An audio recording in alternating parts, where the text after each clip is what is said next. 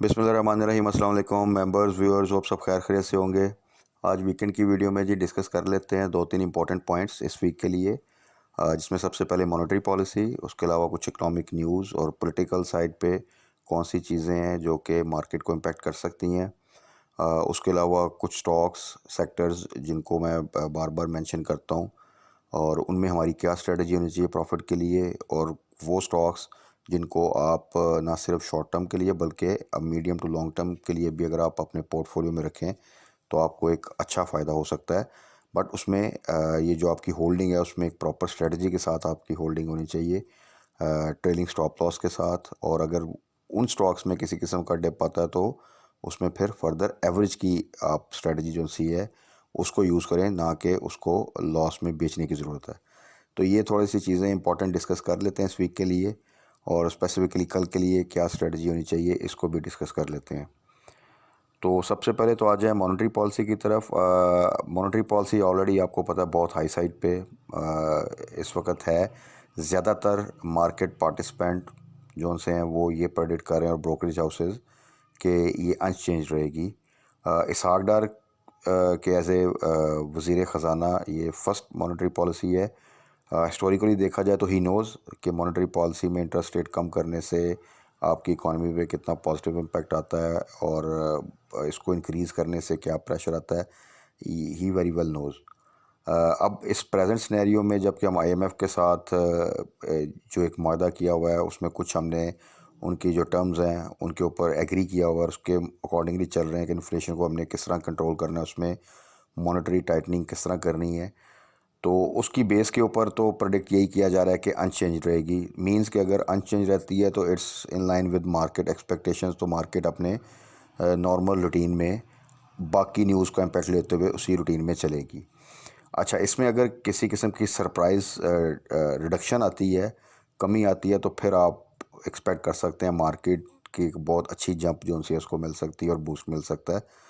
और दूसरी साइड पे बहुत कम चांसेस हैं कि अगर इसमें फर्दर किसी किस्म का इंक्रीज़ किया जाए, क्योंकि आई थिंक ऑलरेडी ये ऑल टाइम हाई के ऊपर है इस वक्त जो हमारा इंटरेस्ट रेट है, तो उसके चांसेस तो काफ़ी कम है। और अगर खुदा न खास्ता ऐसा होता है तो डेफिनेटली वो एक नेगेटिव जो सा वो न्यूज़ होगी मार्केट के लिए। बट ब्राइट चांसेस यही है कि अनचेंज रहेगी, और कोई सरप्राइज डिप, इसको आप कह सकते हैं सागदार फैक्टर, अगर वो इस चीज़ को देखें तो आ सकता है। अगर वो आता है तो देन जो सा है इसमें फिर आप एक मार्केट को बेहतर समझ सकते हैं। तो ओवरऑल अगर देखा जाए दोनों साइड्स पे कि जो इस वक्त मैक्सिमम जिस चीज़ के ऊपर प्रेडिक्ट किया जा रहा है वो अनचेंज है, तो उस पर भी मार्केट के ऊपर फिर एक कोई नेगेटिव इम्पैक्ट नहीं आएगा। बाकी इकोनॉमिक साइड पे आपको पता है कि वर्ल्ड बैंक भी अभी न्यूज़ आ रही थी कि वो भी पाकिस्तान को कोई आई थिंक अराउंड $2 बिलियन के कुछ फ्लड रिलीफ असिस्टेंस जो सी है उसके लिए कोई एग्री हो रहा है। तो that will again a very good news for Pakistan. और ये चीज़ हमने अपनी पिछली वीडियोस में भी काफ़ी दफ़ा डिस्कस की है कि इकोनॉमिक साइड पे पाकिस्तान को बहुत सी डिफरेंट जगहों से फाइनेंशियल असिस्टेंस इंशाल्लाह मिलेगी, जिसकी वजह से इकोनॉमिक साइड पे चीज़ें अब जितनी ज़्यादा एक बुरी होनी थी और एक पीक आउट हो चुकी थी वहाँ से अब इसमें आप आहिस्ता आहिस्ता बेहतरी देखेंगे। अब जो सबसे इम्पॉर्टेंट फैक्टर है जो कि मार्केट को इफ़ेक्ट कर सकता है और उसकी आप उसको प्रेडिक्ट भी नहीं इस तरह कर सकते, वो है आपकी पॉलिटिकल साइड। आप सबको पता है कि इमरान खान कह रहे हैं कि किसी टाइम भी वो लॉन्ग मार्च की कॉल दे सकते हैं। और इस वक्त आप कुछ न्यूज़ भी आपको पता चल रही होंगी कि इस्लामाबाद में वो लॉन्ग मार्च रोकने के लिए किस तरह के जो से इंतजाम किए जा रहे हैं, और जो पॉलिटिकल साइड पे एक चीज़ें हीट अप हो रही हैं। तो अगर आने वाले दिनों में किसी भी टाइम पे अचानक या किसी जलसे में किसी दिन ये लॉन्ग मार्च की कॉल आती है तो डेफ़िनेटली वो एक नेगेटिव इम्पैक्ट होगा, क्योंकि उस लॉन्ग मार्च के नतीजे में चीज़ें किस तरफ जाती हैं, क्या वायलेंस की तरफ जाती हैं, गवर्नमेंट के जो सा तमाम चीज़ें जो सी हैं वो फिर हर चीज़ को छोड़ के आपको पता है जब ये पॉलिटिकल साइड पे इस तरह का लॉन्ग मार्च हो तो सब ध्यान आपका उस तरफ चला जाता है, और उसके फिर जो नेगेटिव इम्पैक्ट है जो कि हमारी इकॉनमी ऑलरेडी ही काफ़ी आपको पता है जो सिचुएशन है इस वक्त कोई बहुत अच्छी नहीं है, तो उसमें फिर ये चीज़ ज़्यादा क्रिटिकल हो जाती है कि गवर्नमेंट रहेगी नहीं रहेगी, कोई किसी किस्म का वायलेंस ना हो जाए। तो वो एक अनारकी की सिचुएशन जो सी है वो फिर जब तक चीज़ें सेटल नहीं होती तो वो एक इस खदशे की बेस के ऊपर भी PSX जो सी है वो फिर एक अल्टीमेटली हिस्टोरिकली भी देखें तो वो प्रेशर में रहती है। तो लेट्स सी, उस तरफ से हमें दुआ करनी चाहिए कि तमाम लोग और हमारे जो डिसीजन मेकर हैं वो कुछ ऐसा सूरत हाल जो सा उसकी तरफ जाएं जो कि एक पीसफुल ट्रांजिशन जो सी है उस तरफ अगर मुल्क जाए, बीइंग अ डेमोक्रेटिक कंट्री, तो उसमें कोई हर्ज नहीं है और चीज़ें ताकि ऐसा तरीके से हो जाएं रादर के ये चीज़ें वायलेंस की तरफ जाएं और बिल्कुल जिस तरह हमारी इकोनॉमिक साइड पे हुआ कि चीज़ें बिल्कुल पीक आउट होके इन्फ्लेशन एवरीथिंग, डॉलर की प्राइस, पेट्रोल प्राइस, उसके बाद फिर आस्ता आस्ता नीचे आनी शुरू हुई हैं। तो इस तरह पॉलिटिकल साइड पे भी ऐसा ना हो कि चीज़ें बिल्कुल ख़राब भी की तरफ पहले जाएं और फिर वहाँ से फिर उसको ठीक किया जाए। तो उसमें अल्टीमेटली एक जौन सा आम आदमी और मुल्क उसका ही नुकसान होता है। तो इस चीज़ को थोड़ा सा अवॉइड करना चाहिए और दुआ करनी चाहिए कि चीज़ें प्रॉपरली पीसफुल तरीके से मैनेज हो जाएं। बाकी मार्केट के हवाले से कल स्टे पॉजिटिव इंशाल्लाह ताला, क्योंकि मॉनेटरी पॉलिसी के हवाले से भी जिस तरह हमने बात की कि कोई ऐसी न्यूज़ नहीं है कि खुदा न खास्ता इंक्रीज़ हो रही है, बहुत कम चांसेस हैं उसके। तो इसलिए मार्केट मेरा ख़्याल है कि एक नॉर्मल वे में ही बिहेव करेगी, किसी किस्म की पैनिक की ज़रूरत नहीं है। इकोनॉमिक साइड पे आपको बताया कि जिस तरह की चीज़ें अब कुछ अच्छी न्यूज़ आ रही हैं तो वो इंशाल्लाह ताला मार्केट जो सा है वो उन न्यूज़ का इम्पेक्ट लेते हुए अपनी रूटीन में थोड़ी बहुत करेक्शन के साथ अब परफॉर्म करेगी। और मूडीज़ की जो एक न्यूज़ आई थी रेटिंग डाउन करके, अगर आपने देखा हो तो उतना बुरा इम्पैक्ट भी नहीं आया जितना कि एक्सपेक्ट किया जा सकता। जबकि रिसेंटली कुछ माह पहले जब मूडीज़ ने हमें B3 पे लेकर आया था तो आपको याद होगा कि मार्केट जो सी आई थिंक 600-700 पॉइंट से ज़्यादा का डिप लिया था उसने। सो कल के लिए भी स्टे पॉजिटिव और स्टॉक्स को डिस्कस कर लेते हैं, कुछ को स्पेसिफिकली। IT सेक्टर के स्टॉक्स हैं, कुछ ऑयल एंड गैस सेक्टर के हैं, कुछ डिफरेंट सेक्टर्स के हैं जिनको हमने रिसेंटली भी डिस्कस किया था। और ये वो स्टॉक्स हैं जिनको आप मीडियम टू लॉन्ग टर्म भी अपने पोर्टफोलियो में रखें तो आपको बहुत ज़्यादा बेनिफिट होगा इंशाल्लाह ताला। तो अब जी उन स्टॉक्स को डिस्कस कर लेते हैं जिसमें सबसे पहले सिस्टम है। सिस्टम का आपको सबको याद हो कि बार बार मेंशन करता रहा जब ये 300 to 330 था। रीज़न बार बार मेंशन करने की किसी स्टॉक को ये होती है कि एग्जैक्टली जब आप उसको टारगेट करते हैं और उसमें एक एंट्री लेवल होता है, एक बाइंग प्राइस होता है, तो ज़रूरी नहीं होता कि वो आने वाले चंद दिनों में ही उसमें मूवमेंट बन जाए। बट वो अंदाज़ा, एक एक्सपीरियंस, उसकी प्राइस साइकिल, उसके फंडामेंटल्स ये बता रहे होते हैं कि इसमें एक मूवमेंट बनेगी आने वाले दिनों में। और इस वक्त जो प्राइस है उसकी अर्निंग के लिहाज से, उसके फंडामेंटल्स के लिहाज से, उसकी प्राइस साइकिल के लिहाज से वो ऐसी प्राइस है जहाँ पे एंट्री लेना बनता है। तो बार बार मेंशन करने का मकसद ये होता है कि ये वो प्राइस होती है जहाँ पर रिस्क मिनिमम होता है और आगे प्रॉफिटेबिलिटी के चांसेस जो हैं वो मैक्सिमम होते हैं। तो वही टाइम था सिस्टम में, आप देखें तो वहाँ से अब ऑलरेडी जो सा है जिन दोस्तों ने वहाँ पर एंट्री ली थी वो तकरीबन 100 रुपीज़ के प्लस में है। और फ्राइडे को भी पॉजिटिव क्लोजिंग आई और स्टिल इसमें अभी पोटेंशियल है कि इसमें फर्दर आप रैली जो से अच्छी देख सकते हैं और 500 को टारगेट कर सकते हैं। अब अभी भी तो आप देख लें कि एक स्टॉक में अगर आपने उसको 300 के आसपास एंट्री लिया और उसमें 500 तक का अगर आपका टारगेट मीट होता है तो वो परसेंटेज वाइज भी कितना अच्छा जो सा वो एक प्रॉफिट बनता है। तो अभी के लिए स्ट्रेटजी सिस्टम में इसको होल्ड करें, 400 का स्टॉप लॉस रखें और इसको अब आप होल्ड करें तो आप बड़े ही सिक्योर वे में इसकी होल्डिंग जो सी है वो कर सकते हैं। उसके बाद आ जाएं जी नेटसोल। नेटसोल अगेन इसकी बेस्ट प्राइस तो 90 से बिलो ही थी, लेकिन अब अगर आप देखें तो ये काफ़ी अरसे से अगर आप देखें तो 697 से लेकर 1034 तक जो सा इस प्राइस के रेंज में जो सा मूव कर रहा है। और इसमें जो इसका रिज़ल्ट है और इसमें भी अगेन स्टिल प्रेजेंट सिनेरियो में अगर बिलो 100 आप एंट्री लेना चाहें, जिनसे मिस हुआ तो वो ले सकते हैं। तो इसमें भी आप आने वाले दिनों में एक रैली देखेंगे और मैं पहले भी कहता रहा हूँ और इसको भी बार बार मेंशन करने का मकसद यही है कि जब इसमें भी रैली बनेगी तो बड़ा इजीली यहाँ से आपको 30, 40, 50 से ज़्यादा भी रुपये का गेन दे जाएगा, इवन 100 से ऊपर भी। तो लेकिन स्ट्रेटजी इसमें अभी के लिए यही होनी चाहिए कि जब भी 100 से नीचे अगर कहीं आपको 97, 96 पे आता तो वहाँ पे आप बाय कर सकते हैं। और जिन्होंने 90 के आसपास बाय किया है वो होल्ड करें और इसका वेट करें और आने वाले दिनों में जब इसमें रैली बनेगी तो फिर फर्दर हम इसको भी ट्रेलिंग स्टॉप लॉस के साथ इसकी होल्डिंग अपने पास रखेंगे और मीडियम टर्म में इसमें भी आप बड़ा इजीली इसको 150 प्लस देख सकते हैं। उसके बाद वेंसियन आ जाए। वेंसियन अगेन सेम, जब ये 74, 75, 76, 72 के आसपास होता है तो मैं इसको बार बार मेंशन करता हूँ कि 70 के आसपास जब भी आए तो इसकी वो बेस्ट प्राइस है जहाँ पे आप इसको बाय कर सकते हैं। इनफैक्ट अगर आप इसको लॉन्ग टर्म लेके चलना चाहते हैं तो 80 से नीचे कोई भी प्राइस हो तो वो बाइंग प्राइस है जिसमें रिस्क मिनिमम है, और इसको इजीली आप 100 प्लस का टारगेट कर सकते हैं आने वाले चंद माह में। तो जैसे ही आप देखें कि थोड़ी सी मार्केट में बेहतरी आती है तो ये अब 80 की प्राइस को फ़ौरन जो सा है उसको मेंटेन करता है, और उसको रिसेंटली भी इसने क्रॉस किया। फ्राइडे को दो आप कह लें कि थोड़ी सी इसने 80 ब्लो क्लोजिंग दी, बट आने वाले दिनों में आप इसको भी पीस ऑफ माइंड के साथ होल्ड करें। और अगर किसी वजह से भी ये 70 के आसपास आता है तो वहाँ पे एवरेज करना है आपने, ना कि वहाँ पे आपने किसी किस्म का पैनिक में आके इसको सेल करना है। और इसको आप इजीली टारगेट कर सकते हैं आने वाले मंथ्स में 100। उसके बाद आ जाएं जी टैली। छोटे स्टॉक्स में टैली का भी हमेशा कहा कि जब 10 से 11 के दरमियान है तो that was the best price के जहाँ पे आप एंट्री लें, और वहाँ पे इसका भी रिस्क जो है वो मिनिमम हो जाता है, और वहाँ से प्रॉफिटेबिलिटी के चांसेस मैक्सिमम होते हैं। इसका रिज़ल्ट आया है, इसने बोनस अनाउंसमेंट की। सुपरनेट जो सब्सिडरी इसकी जेम बोर्ड पे है इस वक्त, उसका भी रिज़ल्ट आया, उसने भी बोनस दिया, और उसमें न्यूज़ भी आ रही है कि वो शायद आपके मेन बोर्ड में ट्रेड होना स्टार्ट हो जाएगा। तो ओवरऑल अगर देखा जाए तो सारी न्यूज़ जो सी हैं टैली के हवाले से पॉजिटिव हैं, और अर्निंग भी ठीक जा रही है इसकी। और इतने छोटे स्टॉक्स में बोनस की अनाउंसमेंट भी एक पॉजिटिव न्यूज़ है। तो टैली इन एनी केस जो है आपको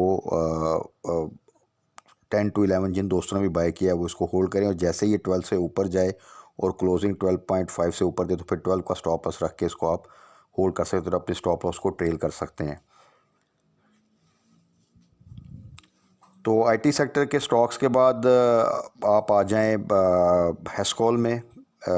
ऑयल एंड गैस सेक्टर को थोड़ा डिस्कस करते हैं। उसमें हेस्कोल अगेन इसमें वही स्ट्रेटजी, 6 का स्टॉप लॉस और 6 to 6.5 के दरमियान अच्छी बाय बन रही है। न्यूज़ आ रही हैं मुतवातर इसमें, और लग यही रहा है कि ये अपनी चीज़ों को सेटल डाउन करने की तरफ और कंप्लाई करने की तरफ जा रहा है, और आने वाले चंद माह में हो सकता है कि ये फुली कंप्लाई करके और जौन सा है वो डिफ़ॉल्टर काउंटर से निकल जाए। और अगर ऐसा होता है तो ये कि मेरा ख्याल है सब लोगों को पता है कि इसमें आप 2-3 रुपए का गेन तो इजीली देख सकते हैं। इनफैक्ट आप इसको डबल डिजिट में देख सकते हैं फिर।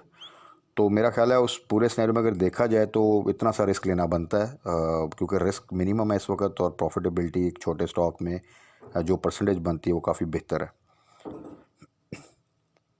इसके बाद आ जाएं जी रिफाइनरी सेक्टर में। पीआरएल, अटक रिफाइनरी, और साथ में आप नेशनल रिफाइनरी को भी कंसिडर कर सकते हैं अटक के साथ तो सेम।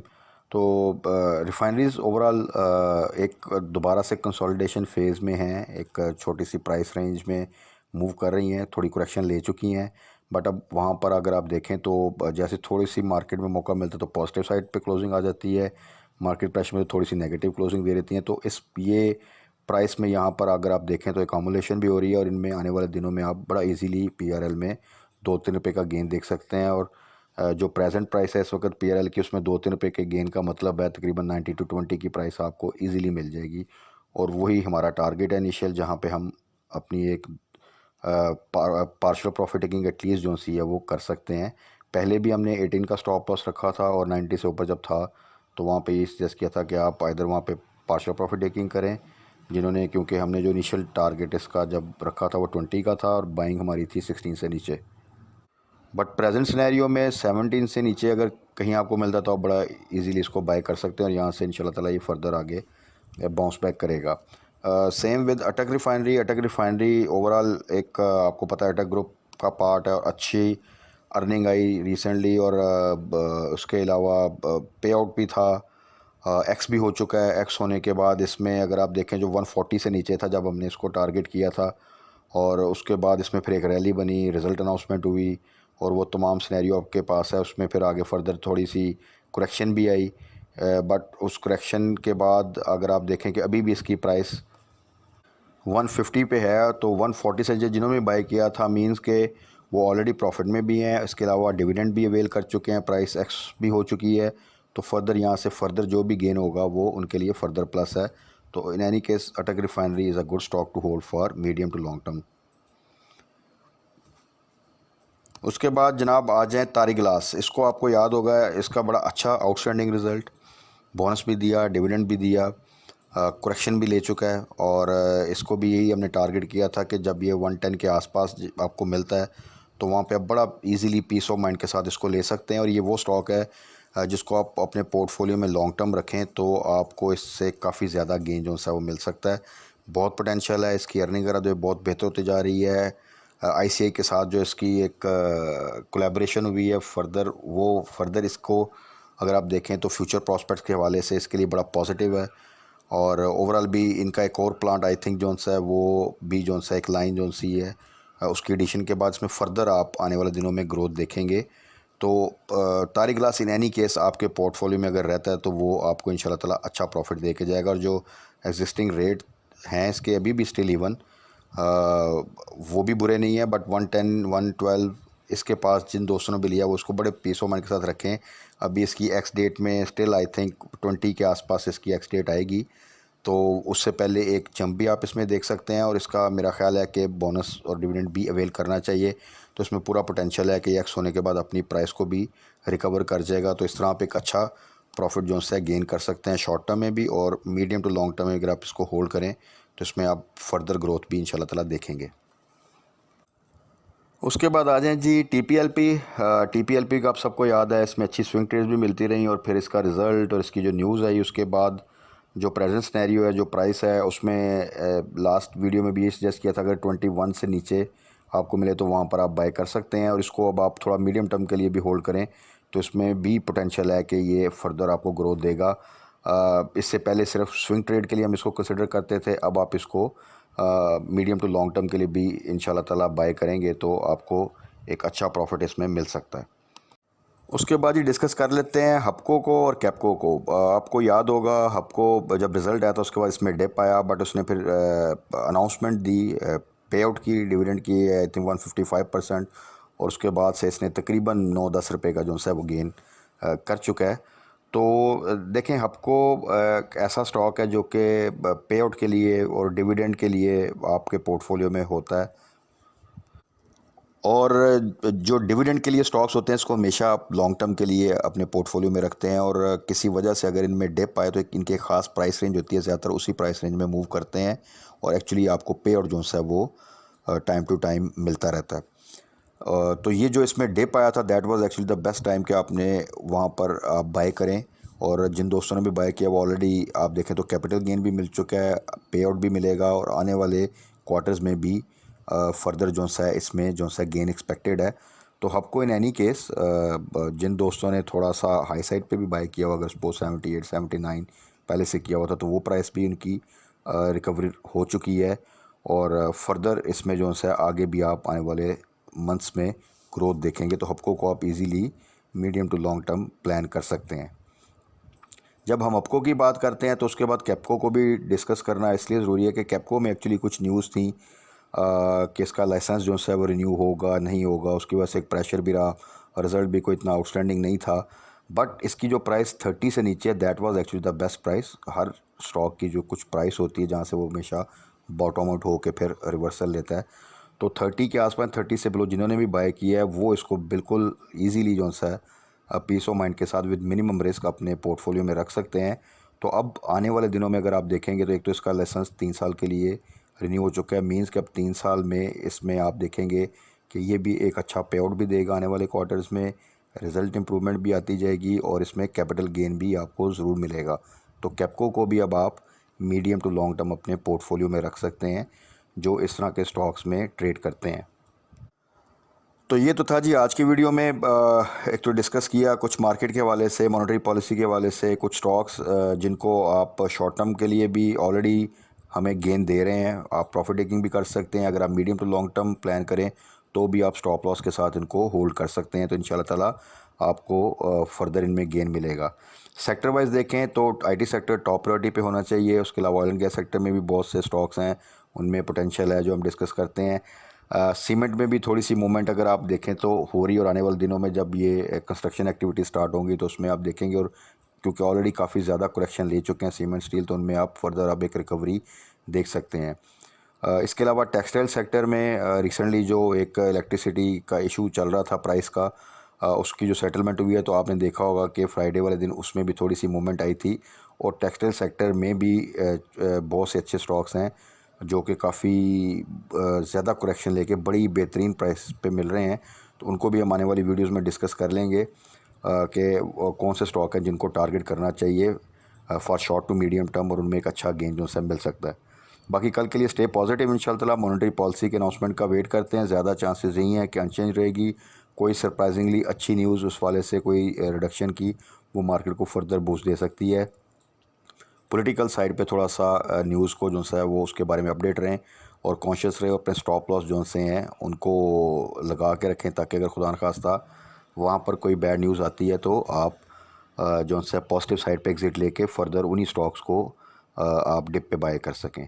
बाकी कल मार्केट क्लोजिंग के बाद फर्दर क्या हमारी स्ट्रेटजी होनी चाहिए, और कुछ टेक्सटाइल सेक्टर के स्टॉक्स को भी डिस्कस कर लेंगे। तब तक अपना ख्याल रखिएगा, दुआ में याद रखिएगा। Stay blessed. अल्लाह हाफ़िज़।